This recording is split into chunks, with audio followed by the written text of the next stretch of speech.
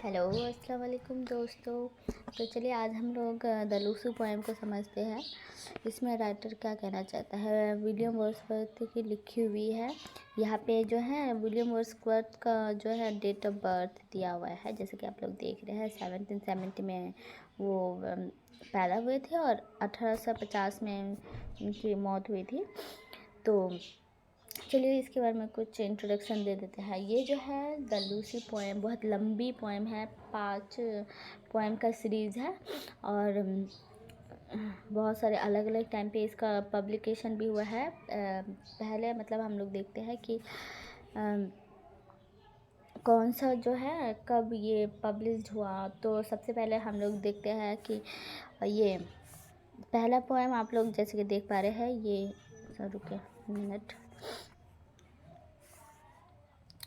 ये जो है इसका ये पहला इसका टाइटल है, मतलब ये पहला पोएम है। ये हालांकि ये फर्स्ट लाइन है लेकिन ये उसके साथ साथ टाइटल भी है।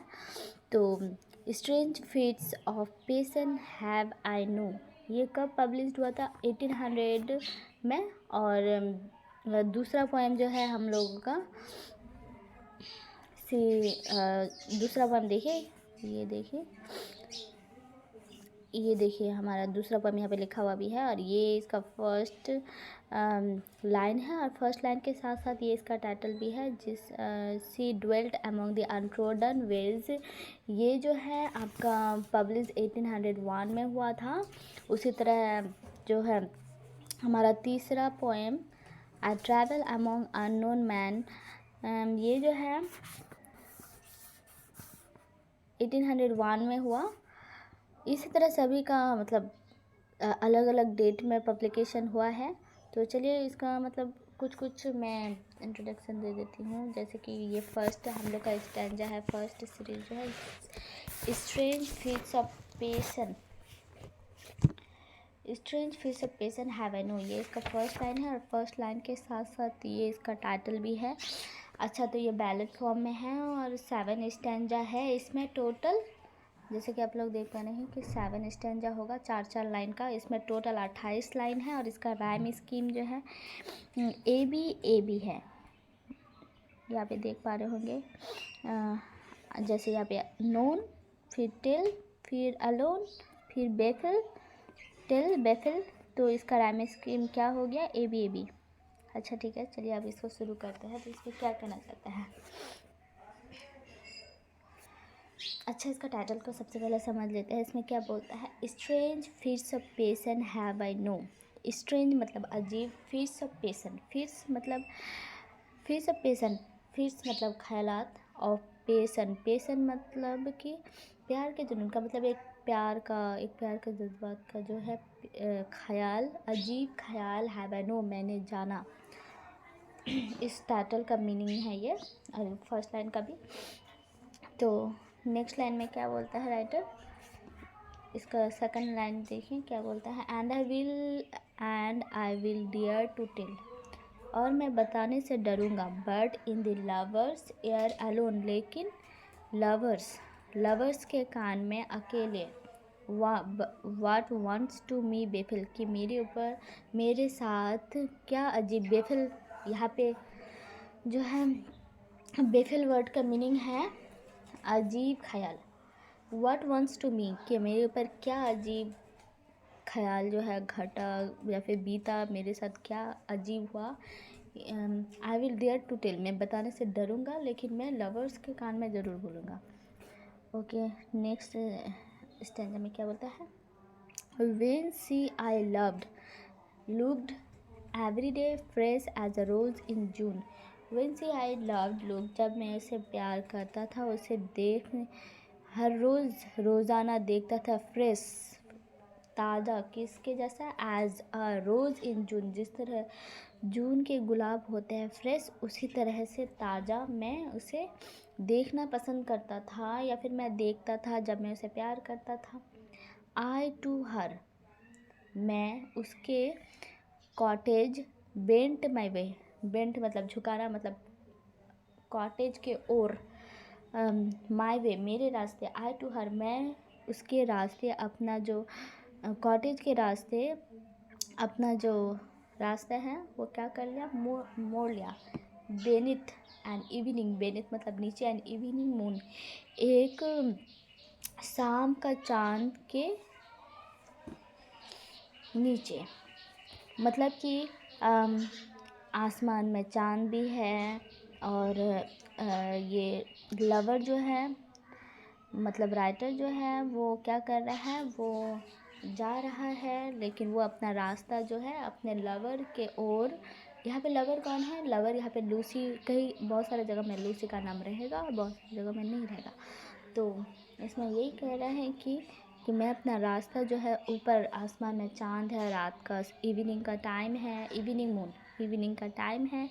और आप लोग का बहुत सारे एमसीक्यू क्वेश्चन में ये भी आ सकता है कि इवनिंग मून था कि नाइट मून था, कि सूरज दिन का टाइम था, इस तरह के क्वेश्चन भी आते। तो इसलिए आप लोग गौर करिएगा कि कौन से स्टैंजा में कौन सा समय के वक्त के बारे में बोला जा रहा है। तो तब क्या कहता है, आई टू हार्ट, मतलब वही कि शाम का चांद है और मैंने अपना रास्ता किधर मोड़ लिया, कॉटेज की ओर मोड़ लिया। Upon the moon I fixed my eye, चांद की तरफ मैं क्या हुआ था, फिक्स्ड मतलब टिकाए रखा था, माई आई मेरी आँखों को। ऑल ओवर द वाइडली, पूरे, वाइड मतलब चौड़ा, ली मतलब घास का मैदान, पूरे घास के मैदान के चारों तरफ घास का मैदान भी है, वहाँ पे चांद भी है। तो यही कहता है राइटर कि मैं अपना जो मेरा जो नज़रें था वो चांद की तरफ टिकाए हुए था, ऑल ओवर द वाइडली, और चारों तरफ घास के मैदान में। विथ क्विकनिंग, क्विकनिंग यहाँ पे जो क्विकनिंग है उसका, ये क्विकनिंग वर्ड का मीनिंग है जल्दी। विथ क्विकनिंग, जल्दीबाजी के साथ, पेस में हॉर्स ड्रू नी, नी यहाँ पे न्यू वर्ड, नी वर्ड का मीनिंग जो है इसका नज़दीक। विथ क्विकनिंग बहुत तेज़ी से, बहुत जल्दी, पेस में हॉर्स मेरा घोड़ा, वहाँ पे उनके साथ घोड़ा भी है। क्या क्या आपने देखा, चांद है, शाम का चांद है, घास का मैदान है, और राइटर जा रहा है और साथ में उसका घोड़ा भी है। तो एमसीक्यू क्वेश्चन में इस तरह की चीज़ें भी पूछा जाता है, इसलिए आप लोग ये सारी चीज़ों को ध्यान से सुना करें। तो क्या कहता है, बहुत तेज़ी के साथ, पेस में हॉर्स मेरा घोड़ा, ड्रू नी नज़दीक गया, दोस्त पथ उन रास्तों के करीब, so dear to me, so dear मतलब मेरी प्यारी, मतलब मेरा लूसी, टू मी जहाँ मुझे मिलती, जहाँ रहती थी, वहाँ पे बहुत तेज़ी से नज़दीक गया। कौन गया, घोड़ा। एंड नाउ और अब, we reached the orchard plot, orchard plot मतलब, ऑर्किड प्लॉट का मीनिंग है फलों का बाग। एंड नाउ और अब, we reached the orchard plot, और अब हम लोग कहाँ पहुँच गए, ऑर्किड प्लॉट। ऑर्किड मतलब फलों के बाग में आपने क्या क्या देखा, घास का मैदान देखा, इवनिंग मून देखा, और अब फलों के बाग में मतलब राइटर जो है जा रहा है और रास्ते में उन्हें ये सारी चीज़ें मिल रहा है, और वो इन सारी चीज़ों के बारे में इस तरह से खूबसूरती से बयान कर रहे हैं। तो क्या कह रहा है तब, एंड नाउ और अब, वी रीच्ड हम लोग पहुँचे थे, द ऑर्किड प्लॉट फलों के बाग में, एंड और, as we climbed the hill जैसे कि हम लोग पहाड़ों पर चढ़े, अब पहाड़ भी आ गया। द सिंकिंग मून, ऑब्वियसली शायद ऐसा हुआ होगा, चांद तो इधर उधर गर्दिश करता रहता है, इधर उधर हिलता डुलता रहता है। तो सिंकिंग मून मतलब डूबता हुआ चांद, अब वो पहाड़ पे चढ़ रहा है, चांद जो है डूब रहा है, मतलब पहाड़ों की वजह से या घर की वजह से, कोई चीज़ों की वजह से शायद चांद डूबता हुआ दिखाई दे रहा है राइटर को। तो क्या कह रहा है, द सिंकिंग मून डूबता हुआ चांद, टू लूसीज कॉट, मतलब ऐसा लग रहा है कि लूसी के कॉटेज में, कॉटेज से चांद जो है डूब रहा है, इस तरह से मतलब राइटर अपना जो ख्याल है, अपना जो नेचर मतलब नेचर उस नज़रिए को बयान करने की कोशिश कर रहा है।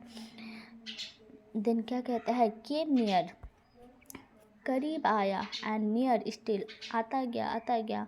मतलब वो जितना लूसी के कॉटेज के करीब जा रहा था, चांद भी उसके साथ साथ करीब आते जा रहा था। जैसे ही वो कॉटेज तक पहुंचा, चांद ऐसा लग रहा था कि वो क्या हो गया है, डूब गया है। ओके, नेक्स्ट लाइन देखते हैं। In one of those sweet dreams I slipped, और इन वन ऑफ दोज, उन मीठे सपनों में से, आई स्लिप्ट, जो मैंने देखा था, काइंड नेचर्स, नेचर मतलब काइंड नेचर बोला गया है, मतलब यहाँ पे पर्सनिफिकेशन यूज़ किया गया है। नेचर को काइंड बोला जा रहा है, एक इंसान की तरह एक्सप्रेस कर रहा है राइटर। काइंड नेचर्स, जो रहम दिल नेचर है। जेंटलिस्ट बून, जेंटलिस्ट का मीनिंग है यहाँ पे मीठा या फिर मधुर, या फिर बोलेंगे स्वीट सा। बून मतलब वरदान। जो यहाँ पे यही कहना चाह रहा है कि ऐसा लग रहा है कि मैंने सपना देखा था उन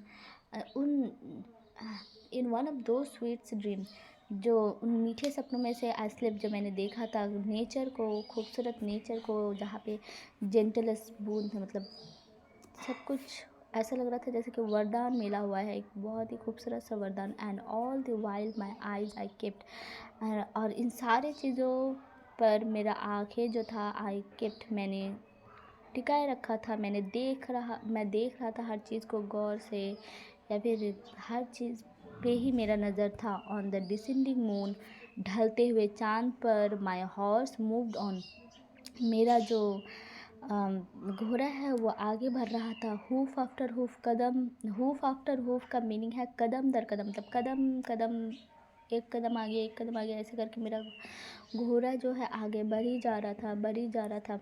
ही रेस्ड एंड नेवर स्टॉप, वह बढ़ा और कभी नहीं रुका, वो बढ़ता गया। कौन हो वह, कौन, घोड़ा। When down behind the cottage roof, जब हम लोग कॉटेज के रूफ तक पहुंच गए। वेन डाउन नीचे, मतलब कॉटेज के करीब पहुंच गए, कॉटेज के एकदम पास में पहुंच गए। एट वंस, एकदम से, अचानक से क्या हुआ, अचानक से द ब्राइट मून ड्रॉप्ड, जो चमकता, पहले भी राइटर यहाँ पे पहले वाले लाइन में बोला था कि ऐसा लग रहा है कि कॉटेज के पीछे जो है चांद डूबता हुआ लग रहा है। तो यहाँ पे भी बोल रहा है कि जैसे हम लोग कॉटेज तक पहुँचे, मैं आपको बताई ना कि पहाड़ है, वो लोग पहाड़ से ऊपर नीचे हो रहे हैं, फिर कॉटेज तक पहुँच रहे हैं, कॉटेज के पीछे चांद छुप जा रहा है। तो ऐसे ही बोलना चाह रहा है कि एडवांस, जैसे हम लोग कॉटेज तक पहुँचे, कॉटेज में पहुँचे, ऐसा लगा जैसे कि चांद जो है वो ब्राइट मून जो है वो क्या हो गया, ढल गया। मतलब शायद वो कॉटेज के पीछे वो चांद आ रहा होगा, इस वजह से राइटर को ऐसा लग रहा है। Word fond and wayward thoughts, word fond मतलब तो ऐसे प्यार होता है, फीलिंग, प्यार, एहसास, कोई भी चीज़ का प्यार कहे। And word fond and wayward thoughts, wayward मतलब क्या अजीब ख्याल था। विल स्लाइड मतलब मेरे दिमाग में क्या अजीब सा ख्याल आया, मतलब फॉन्ड मतलब अलग ही ख्याल सा मेरे दिमाग में क्या आया। इनटू ए लवर्स हेड मतलब कि यहाँ पे राइटर खुद को ही बोल रहा है कि लवर्स के माथे में, मतलब लवर्स के दिमाग में एक अजीब सा ख्याल क्या आया। ओ मतलब यही इसका, जैसे कि आप लोग इसका फर्स्ट लाइन मतलब उसका टाइटल ही देख रहे हैं कि इसका मीनिंग क्या बोल रहा है। Strange fits of peace and heaven, कि एक अजीब ख्याल मैंने जाना। तो यही चीज़ लास्ट में राइटर बोल रहा है कि क्या एक अजीब ख्याल मेरे दिमाग में, मैं तो जा रहा था, कॉटेज में था, कॉटेज तक पहुंच भी गया, लेकिन मेरे दिमाग में क्या आया, एक अजीब ख्याल आया। इनटू ए लवर्स हेड, ओ मर्सी, रहम करो मुझ पर। टू माई सेल्फ, मैं खुद से क्या क्या, आई क्राइड, मैंने चिल्ला कर मैं बोला कि रहम करो मुझ पर। If Lucy should be dead, if Lucy, अगर लूसी मर गई होगी, मतलब कि राइटर कॉटेज तक पहुंच गया है, अब अंदर तक शायद गया भी नहीं है, वो अपने लवर से मिला भी नहीं है, पहले से वो इस तरह के अजीब ख्यालात सोच रहा है। मतलब उसका मन जो है बहुत अजीब सा हो रहा है। पहले ही राइटर इसका टाइटल भी है और इसका फर्स्ट लाइन में भी ये बोल दिया है। ओके, देन नेक्स्ट स्टैंजा पर चलते हैं। इसमें क्या बोलते हैं, इसका जो फर्स्ट लाइन है उसका मीनिंग मैं बता रही हूँ। और ये फर्स्ट लाइन के साथ साथ ये इसका टाइटल भी है। क्या बोल रहा है? She dwelt among the untrodden veg. ये जो है ना इसका फर्स्ट लाइन है, जो इसका फर्स्ट लाइन के साथ साथ इसका टाइटल भी है। तो इसमें क्या बोल रहा है? She dwelt among the untrodden veg. सी मतलब वह कौन? लूसी ड्वेल्ट रहती थी, ड्वेल्ट मतलब रहती थी, अमॉन्ग दी अनट्रोडन वेज, वो कहाँ रहती थी? अनट्रोडन मतलब अजनबी रास्ते, जहाँ कोई नहीं आते जाते हो, ऐसे रास्ते, ऐसे जगह वो रहती थी। आप ना मतलब ये पोएम बहुत खूबसूरत है। आप किसी भी चीज़ से रिलेट कर सकते हैं, खुद से भी रिलेट कर सकते हैं, एक लड़की हो के भी बहुत कुछ इसमें रिलेट कर सकते हैं। राइटर की मतलब पोएम तो ऐसे ही होता है। खैर जो भी हो, बहुत खूबसूरत लाइन है इस पर, आप देखिए अच्छे से। क्या बोल रहा है? She dwelt among the untrodden world. वो कहाँ रहती थी? एक अनट्रोडन मतलब कि अजनबी रास्तों में, अजनबी जगह में, जहाँ कोई नहीं आता जाता था। Beside the spring of Dove. Dove एक रिवर है। बिसाइड डव के मतलब डव रिवर के किनारे। ए मेड, ए कुआरी whom there were none to press। एक मेड मतलब कुआरी whom जिसका there were none to press, जिसका कोई तारीफ नहीं करता था, and very few to love, और जिसे कम ही लोग चाहते थे, कम ही लोग प्यार करते थे। ए वायलेट, वायलेट एक किस्म का फूल होता है, वायलेट कलर का, छोटा छोटा सा, पहाड़ों पर होता है ज़्यादातर, खास करके पथरीली जगहों पर होता है। ऐसे तो मैं आपको दिखा नहीं सकती हूँ, लेकिन आप लोग खुद जाके सर्च कर सकते हैं, वो देख सकते हैं। ओके, देन क्या बोलता है? ए वायलेट बाय ए मॉसी स्टोन। मॉसी मतलब काय लगी हुई, स्टोन पत्थर, मतलब कि काय लगी हुई पत्थर के बीच एक वायलेट फूल। यहाँ पे ए वायलेट किसको बोला जा रहा है? ये वायलेट जो है ना, लूसी को बोला जा रहा है। ये भी क्वेश्चन आ सकता है आपके एमसीक्यू क्वेश्चन में कि ये वायलेट मतलब रिफर्स टू होम, मतलब किसको क्या रिफर्स करना इससे इसका मतलब क्या, मतलब इससे किसको दिखाना चाह रहा है, इस तरह का क्वेश्चन आ सकता है। तो इसलिए आप लोग ध्यान से सुनिए इसको। हाफ हिडन, आधा छुपा हुआ, फ्रॉम द आई, आँखों से, fair, fair as a star मतलब चमकता हुआ, एज ए स्टार जैसे तारे चमकते हैं उसी तरह चमकता हुआ। फेयर मतलब बोलते हैं ना थोड़ा धुंधला सा भी, तो वो भी बोल सकते हैं क्योंकि ये छुपा हुआ है पत्थरों के, काय लगे हुए पत्थरों के बीच पीछे, और मतलब जिसका कोई तारीफ नहीं करता। फेयर मतलब थोड़ा धुंधला सा, तारे की तरह। When only one is shining in the sky, only one is shining, जैसे कि तारे जो है सिर्फ चमकते हैं आसमान में। सी लिव्ड अननोन, वो रहती थी एक अजनबी जगह में जहाँ लोग नहीं जाते आते थे। एंड फ्यू कुड नो, और जिसे कम ही लोग जानते थे। When Lucy ceased to be, ceased मतलब ख़त्म हो जाना, जब लूसी ख़त्म हो जाएगी। But she is in her grave, लेकिन हर ग्रेव मतलब कब्रिस्तान, लेकिन वो अपने कब्रिस्तान में रहेगी, अपने कब्र में रहेगी। एंड ओ, तब क्या होगा? द डिफरेंस, डिफरेंस मतलब क्या होता है? ऐसे डिफरेंस का, इस डिफरेंस का मतलब है फ़र्क पड़ना। डिफरेंस टू मी, मुझे तो फ़र्क पड़ेगा। मतलब राइटर जो है बार बार उसके दिमाग में यही आ रहा है कि वो तो ऐसे ऐसे मतलब वो रहती है, अकेली रहती है, जहाँ कोई नहीं आता जाता है। वो तो एक दिन मर जाएगी, हर किसी को मरना होता है, तो उसी तरह लूसी भी एक ना एक दिन मर ही जाएगी। तो यही डर जो है ना राइटर को बार बार दिमाग में आ रहा है। ये पोएम ना मैं जब पढ़ी थी तब मैं अपने आप को एक लड़के का जो हालत होता है, वो एक उसके मायके से ससुराल जाने का जो हालत होता है, जैसे कि वो एक ना एक दिन चली जाती है, तो मैं इस तरह से रिलेट की थी, जो मुझे बहुत ही मतलब रिलेटेबल खुद को लग रहा था कि हाँ ये मेरे से रिलेट कर रहा है, और मुझे समझने में बहुत ही आसानी हुआ था। इसी तरह आप लोग भी रिलेट कर सकते हैं कि मतलब ऐसा है कि एक लड़की का लाइफ ऐसा है कि एक दिन ख़त्म हो जाए। ख़त्म हो जाने का मतलब ये नहीं कि मतलब पूरी तरह, हाँ मरना तो सभी इंसान को है, लेकिन साथ में जो है एक लड़की का ज़िंदगी होता है वो क्या होता है, अपने मायके से ससुराल चली जाती है। तो मतलब वो चली जाती है, हमेशा के लिए अजनबी हो जाती है। तो इस तरह से भी आप लोग रिलेट कर सकते हैं, बहुत अच्छा लगेगा आप लोगों को। ओके, देन थर्ड स्टैंजा में क्या बोलता है, इसका जो फर्स्ट लाइन है इसमें क्या बोलता है, ट्रैवल अमंग अननोन मैन। तो ये फर्स्ट लाइन के साथ साथ टाइटल भी है। तो इसमें क्या बोलता है, आई ट्रैवल्ड, मैं घूमा था, अमंग अननोन मैन, अजनबी लोगों के बीच। या शायद इस स्टैंजा में, इस सीरीज़ में शायद थोड़ा लूसी, हाँ लूसी का भी जिक्र है। लूसी का हर जगह ही जिक्र किया गया है, तो यहाँ पे भी है थोड़ा बहुत, लेकिन अलग वे में है। इसमें राइटर क्या कहता है, आई ट्रैवल, मैंने घूमा था, अमंग अननोन मैन, अजनबी लोगों के साथ, इन लैंड्स, ज़मीन पर, बियॉन्ड द सी, आसमान के ऊपर, नॉर इंग्लैंड, इंग्लैंड यहाँ पे ना राइटर जो है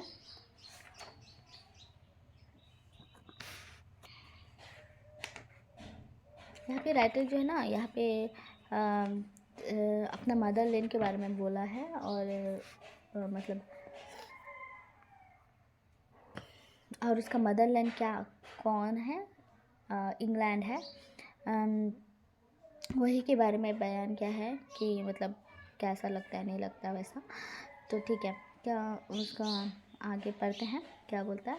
नॉर इंग्लैंड, इंग्लैंड तो नहीं था, that I know till then, जिसे मैं जानता था, what love I bore to do, मैं व्हाट लव, कितना ही, क्या ही मैं उसे दी, मीन्स दी मतलब तुम, और दी से मुराद यहाँ पे है इंग्लैंड। तो मतलब मैं तुम्हें कितना चाहता हूँ, कितना प्यार करता हूँ, मेरा मतलब मदरलैंड, उससे जुड़ी हुई कितनी सारी चीज़ें हैं, ये तो मैं नहीं जानता, नहीं कह पाऊँगा। ओके, इन क्या कहता है, टिस, टिस मीन्स इट्स। यहाँ पे जो है राइटर इसको अपने कंफर्टेबल के लिए टीज बना दिया है, लेकिन इसका मतलब है इट्स। ये एक फिगर ऑफ स्पीच है। ओके, दैट मिलनकली ड्रीम, मिलनकली मतलब होता है कि भूतिया, ड्रीम मतलब सपना, इट्स पास्ट, ये जो था पास्ट था, दैट मिलनकली ड्रीम, एक भूतिया सपना, नॉर विल आई क्वाइट दाई शोर, मैं उसका जो किनारा है, शोर मतलब किनारा, मैं नहीं छोड़ूंगा, ए सेकेंड टाइम, दूसरी बार, फॉर स्टिल, अब तक, आई सीम, मैं सीम मतलब मुझे लगता है, to love thee more and more, तुम्हारा जो प्यार है, तुम्हारा, फिर देन, फिर यहाँ पे दी आया है, और दी मीन्स होता है तुम्हारा, तुम्हारे से मुराद इंग्लैंड, इंग्लैंड का जो प्यार है वो बढ़ते जा रहा है, मोर एंड मोर, ज़्यादा होते जा रहा है, होते जा रहा है, इट्स पास्ट, यही कि वो इसमें इस स्टैंजा में क्या बोलता है, इट्स पास्ट, वो पास्ट था, गुजरा हुआ कल था, डैट मिलनकली ड्रीम, भूतिया सपना, नॉर विल आई क्वाइट दाई शोर, और मैं जो हूँ तुम्हारा जो किनारा है वो नहीं छोड़ सकता, ए सेकेंड टाइम, दूसरी बार, फॉर स्टिल आई सीम, क्या हुआ, मैंने जाना, मुझे लगा, to love thee more and more, तुम्हारा जो प्यार है मेरे दिल में और भी बढ़ते जा रहा है, बढ़ते जा रहा है, अमंग द माउंटेन, पहाड़ों के बीच, डिड आई फील, मैंने एहसास किया था, the Joy of my desire, मेरी ख्वाहिशों का खुशी, एंड सी, और वह, I cherish turn her wheel, cherished, and see, I cherished turned her wheel beside an English fire, and see, और जहाँ पे सी से मुराद यहाँ पे वही लूसी है, एंड सी, जहाँ पे लूसी जो है, इंग्लिश फायर, इंग्लिश फायर मतलब वो फायर का जो मतलब, जैसे कि इंग्लैंड है तो वहाँ पे फायर जलाया जाता होगा, तो वही कह रहा है कि सी मतलब लूसी जो है अपना चक्का घुमाई थी, मतलब कुछ होगा जो राइटर यहाँ पे बयान करना चाह रहा है कि, and she has cherish turn her wheel beside an English fire, English fire के बीच में, बिसाइड नहीं, सॉरी बीच में नहीं, किनारे क्या हुआ था, वो जो है लूसी जो है अपना चक्का घुमाई थी, मतलब कुछ की थी, कुछ भी हो सकता है उसमें, दाई मॉर्निंग, तुम्हारी सुबह, सोड दिखाता है, दिखाता था, दाई नाइट्स, तुम्हारी रातें, तुम्हारी सुबह। कंसील्ड मतलब छुपाना, तुम्हारी रातें क्या करती थी, छुपाती थी। द बावर्स मतलब बाग बगीचा वेयर लूसीज प्लेड, जहाँ लूसी खेलती थी। एंड दाइन और two is the last green field the Lucy I said, और जो तुम्हारी मतलब इंग्लैंड की ही जो ग्रीन फील्ड थी जहाँ पे लूसी खेला करती थी। और लूसी जाए सब, जिसे लूसी का आँख देखा था। मदरलैंड के साथ साथ वो लूसी को भी यहाँ पे लेकर आया, लूसी का भी। और यहाँ पे इस सीरीज में जो ना लूसी का ये मतलब लूसी के नाम भी यहाँ पे लिया है, हालांकि अगले दूसरे सीरीज में नहीं लिया गया है। ओके, देन फोर्थ स्टैंडर्ड में क्या बोल रहा है राइटर?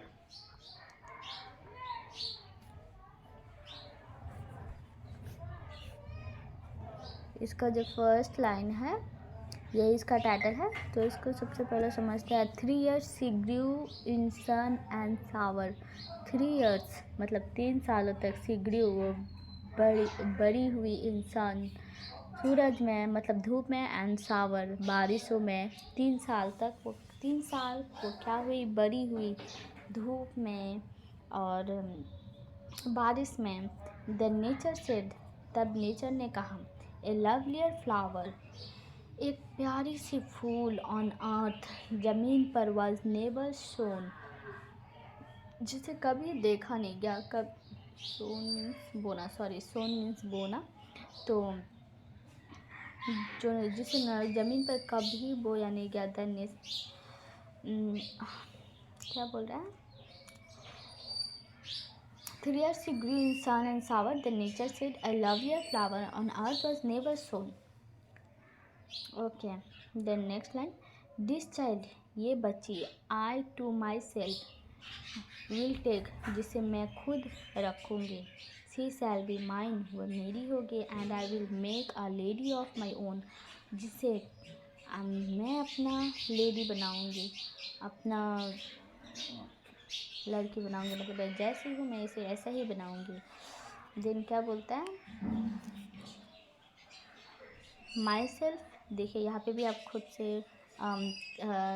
एक लड़की होकर आप खुद से इसको रिलेट कर सकते हैं कि आपकी माँ का भी ऐसे ही, मतलब आपकी माँ भी आपको ऐसे ही करती है, मतलब की थी, आपको इस तरह से बड़ी की थी, इतना बनाई थी। एक माँ और बेटी का आप यहाँ पे रिलेट कर सकते हैं फीलिंग, जो मतलब अच्छा लगेगा आपको, इसको समझने में भी आसानी होगी। देन क्या कहता है? Myself will to my darling be, मेरे साथ जो मेरी डार्लिंग होगी। विद बोथ लॉ मतलब कानून भी, एंड इम्पल्स आज़ादी भी, एंड विथ मी और वो मेरे साथ। द गर्ल वो जो बच्ची है। इन रॉक पहाड़ों पर भी, एंड प्लेन मैदानों में भी, इन अर्थ ज़मीन पर भी, और एंड हेवन आसमान में भी। इन ग्लेड, हेवन मतलब तो जन्नत होता है, लेकिन यहाँ पे हम लोग आसमान बोलेंगे। इन ग्लैड एंड बावर, ग्लैड मतलब जंगल का खाली मैदान, और बावर मतलब खास ये बाग बगीचा, मतलब जंगल के घास के मैदान, खाली मैदान में भी, और बाग बगीचा में भी। मतलब वो मेरे साथ हर जगह रहेगी, पहाड़ों में, मैदानों में, आसमान में, ज़मीन में, सब जगह। Shall feel an overseeing power to kindle or restrain. Shall feel an overseeing power, overseeing मतलब देख रेख, वो मेरे देख रेख में रहेगी और उसे मैं हैंडल करूँगी। किंडल मतलब किसी चीज़ की तरफ लेकर जाना, और ओवरसीइंग मतलब देख रेख, मतलब she shall an overseeing power, वो मेरे देख रेख में रहेगी। उसे मैं किंडल मतलब किसी चीज़ की तरफ भी लेकर जाना, मैं उसे अपने मुताबिक लेकर जाऊँगी, मैं जैसे उसको करूँगी वो वैसे हो जाएगी, वो मेरे देख रेख में रहेगी। शी शैल बी स्पॉटिव मतलब चंचल, as the fawn, she shall be वो स्पॉटिव चंचल होगी, एज द फॉन मीन्स हिरन का बच्चा, जो छोटा बच्चा होता है बहुत चंचल होता है, इधर उधर भागता रहता है, तो वही कह रहे हैं कि शी शैल बी स्पॉटिव, वो क्या होगी, चंचल होगी, एज द फॉन जैसे कि हिरन के बच्चे होते हैं। That wild with Glee across the, that wild और वो जंगली की तरह, जंगली मतलब जिसको रोक के नहीं रख सकते हैं, with Glee across the lawn. खुशी के साथ वो क्या करेगी, इधर उधर भागेगी, चंचल सी रहेगी, उसको पकड़ के नहीं रखा जाएगा। मतलब शुरू में जो है राइटर यहाँ पे क्या बोल रहा है, शुरू में जो है ना वो उसको बोलता है कि मैं इसे आज़ादी भी दूंगा और फिर साथ में इसको जो है कानून के साथ भी रखूँगा, मतलब कुछ कायदे भी रहेंगे इसके लाइफ में, और मतलब चंचल भी रहेगी और साथ में वो आज़ादी भी रहेगी, वो जहाँ चाहे वहाँ जा सकती है। लेकिन साथ में ये भी कहता है कि कुछ हद तक मैं उसे कानून में भी रखूँगी, मतलब दोनों ही चीज़ मिलेगा। और ये कितनी खूबसूरत बात है। हम लोग को भी अपने बच्चों का ऐसे ही करना चाहिए। हमेशा इतना भी नहीं आज़ादी दे देना चाहिए कि वो हाथ से निकल जाए, और या फिर इतना भी ज़्यादा उसको बांध के नहीं रखो कि वो कुछ उसको सीखने ही ना मिले और फिर वो बाद में बिगड़ जाए। इसलिए मतलब दोनों ही चीज़ सिखाना चाहिए। एक माँ जो है, एक माँ को अपने बच्चे को दोनों ही चीज़, बच्ची का बच्चा सबको ही अपने बच्चों को हर चीज़ देना चाहिए। कानून भी सिखाना चाहिए, एक कायदे में भी रखना चाहिए, और साथ में वो आज़ादी भी देना चाहिए, हर चीज़। That while with glee across the lawn or upon the mountain spring, or up the mountain spring, and her shall be the breathing balm, और पहाड़ों में and hers shall be the breathing balm, और वो क्या होगी, and hers shall be the, और उसका जो breathing balm होगा, breathing सांस का जो balm होगा, वो क्या होगा, वो and hers the silence, और इसका जो शांति होगा, and the calm of mute infinite things, जो शांति हमेशा खामोशी जो होगा, the floating cloud their state silent, the floating तैरता हुआ बादल जो है, देयर स्टेट शानदार सैलेंट, ये सारा चीज़ें उसका जो ब्रीदिंग बाम होगा, उसके सांस का जो बाम होगा, वो क्या होगा, ये सारी खूबसूरत और शांति से भरी हुई चीज़ें, तैरता हुआ बादल, to her for the willow bend, willow मतलब एक ऐसा पेड़ होता है जिसका जो टहनी होता है वो झुकी झुकी सी रहती है।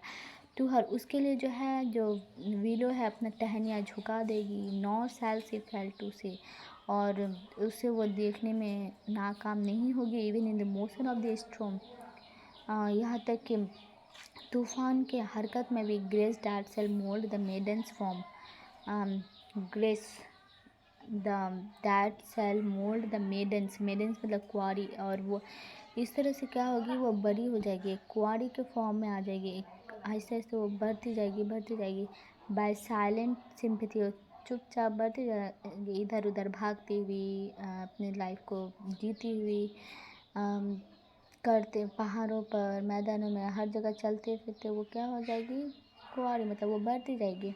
द स्टार्स ऑफ मिडनाइट, जो आधी रात के तारे हैं, शैल बी डियर, उसकी प्यारी होगी, to her, and she shall lean her ear, और शी शैल लीन का मतलब है कि झुकाव में होना, मतलब and she shall lean her ear, और वो अपने कानों को झुका देगी, इन मैनी सीक्रेट प्लेस, बहुत सारे राज के जगहों पर, मतलब वो रात को आधी रात के तारों को देखेगी, सेल्बी डियर उसकी प्यारी होगी, वो रोज़ाना तारों को देखेगी, और जो उसके कान हैं उसमें बहुत सारे राज की बात होगा, लेकिन वो किसी को नहीं बोलेगी, मतलब वो इधर उधर हर चीज़ को शेयर नहीं करेगी, मतलब उससे हर चीज़ बोला जाएगा, मतलब वो मेरी बेटी होगी, मैं उसे जो अपना राज का बात भी बोल सकती हूँ, वो रात को सपने देखेगी, तारे देखेगी, इस तरह से मतलब वो राइटर जो है उसको बड़ी करना चाह रहा है। देन क्या होता है, वेयर रिवलर्स मतलब नदी, डांस देयर वेवर्ड राउंड, जहाँ पे नदी जो है, नदियाँ जो है अपना राउंड, वेवर्ड मतलब गोल गोल जो है, डांस मतलब बहती रहती है, and beauty born of murmuring sound, और वहाँ से जो एक मरमरिंग साउंड का जो खूबसूरती पैदा होता है, शैल पास इनटू हर फेस, उसके चेहरे से क्या होगी, गुजरेगी, and vital feeling of delight, और एक अलग सा खुशी का ख्याल। Shall rear her form to stately height, rear her stately मतलब शानदार, shall rear her form and vital feeling of delight, एक अलग सा खुशी होगा, और वो उसकी जो शानदार जो हाइट है वो बढ़ती जाएगी, मतलब वो बड़ी होती जाएगी। हर वर्जिन बूजम स्वेल, और जो उसका बूजम मतलब वर्जिन उसका जो ब्रेस्ट है वो भी फुल लेगा, बढ़ती जाएगी, मतलब वो बड़ी हो रही है। और क्या सच थॉट्स टू लूसी, इस तरह के जो ख्यालात है, इस तरह की सोच, टू लूसी, लूसी को आई विल गिव, मैं दूंगी।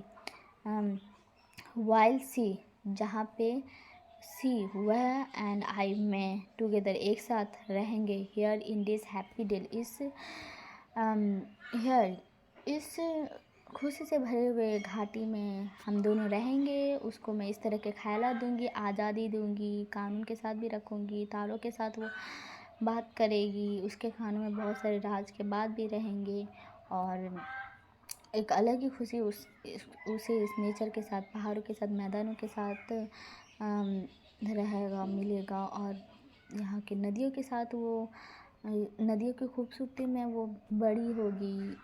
इस तरह के बात इस तरह का राइटर जो है कहना चाह रहा है। ओके, तो ये हमारा 4th सीरीज़ भी जो है, स्टैंजा भी जो है ख़त्म हो गया। देन नेक्स्ट स्टैंजा में आता है, लास्ट स्टैंजा है, छोटा सा है, अभी इसको भी समझ लेते हैं इसमें क्या बोलते हैं। ओके, इसका फर्स्ट लाइन का मीनिंग देखते हैं। इसमें फर्स्ट लाइन के साथ साथ ये टाइटल भी है। तो इसमें क्या बोलता है, स्लम्बर, स्लम्बर मतलब नींद, स्लम्बर एक नींद, डीड माई स्पिरिट सील, मेरी डीड माई स्पिरिट सील, मेरे स्पिरिट मतलब रूह, मेरे रूह को क्या कर दिया, बंद कर दिया। I had no human fears, मेरे पास कोई इंसानी डर नहीं था।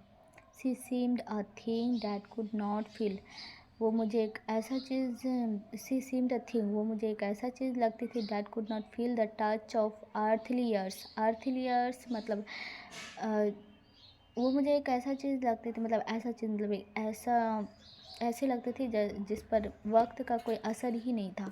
वक्त उसको कुछ कर ही नहीं सकता था, कोई बर्बाद ही नहीं कर सकता था, वक्त पर उसका कोई इम्प्रेशन नहीं था। देन क्या कहता है, नो मोशन, कोई हरकत नहीं, हैज़ सी नाउ, उसके पास था। नो फोर्स, ना ही कोई ताकत। सी नादर हियर्स, वह ना सुन सकती थी, नॉट सीज, ना वह देख सकती थी। यहाँ पे क्या बोल रहा है इसका टाइटल, इस्लाम डीड माई स्पिरिट, एक नींद, एक नींद, किसका नींद, लूसी का नींद। नींद मतलब उनका, उसका जो मौत है, वो अब मर चुकी है, तो वही बोल रहा है कि अब वो मर गई है, कोई फ़र्क नहीं पड़ता उसे, ना कोई चीज़ कुछ कर सकते हैं। उसका जो नींद है मतलब उसकी जो मौत है, ऐसा लग रहा है कि मेरी स्पिरिट को, मेरे रूह को क्या कर दिया है, बंद कर दिया, ख़त्म कर दिया है। सी नाइदर हियर्स, ना वो, ओके इस लाइन को देखते हैं इसमें क्या बोल रहा है। देन इस लाइन को देखते हैं, सी नाइदर हियर्स, वह ना सुन सकती थी, नॉट सी, ना देख सकती थी, rolled round in hours diurnal course, diurnal course मतलब जो अर्थ का मूवमेंट होता है, गर्दिश होता है, वही रोज़ाना का गर्दिश, रोल राउंड। वो क्या करती है, वो तो मर गई है, कब्रिस्तान में है, दफनाई हुई, तो वो दफनाई हुई है, तो फिर भी तो वो ज़मीन के साथ गर्दिश कर रही है ना, ज़मीन मिट्टी के अंदर, तो वही घूम रही है, रोल राउंड, रोल्ड घूम रही है, गोल गोल घूम रही है, किसके साथ, ज़मीन के गर्दिश के साथ, विथ रॉक्स, पहाड़ के साथ, एंड स्टोन्स, सॉरी रॉक्स पत्थर के साथ, एंड स्टोन्स वही पत्थर के साथ, एंड ट्रीज पौधों के साथ। वो क्या कर रही है, वो तो मर गई है, उस पर वक्त का कोई असर नहीं, और ना ही उसमें कोई हरकत है, ना कोई ताकत है, लेकिन वो फिर भी क्या कर रही है, ज़मीन के गर्दिश के साथ घूम रही है, रोल रोल कर रही हैं, पत्थरों के साथ, पेड़ों के साथ। ओके, तो हम लोग का ये जो लूसी पोएम है वो कंप्लीट हो गया। Thank you so much.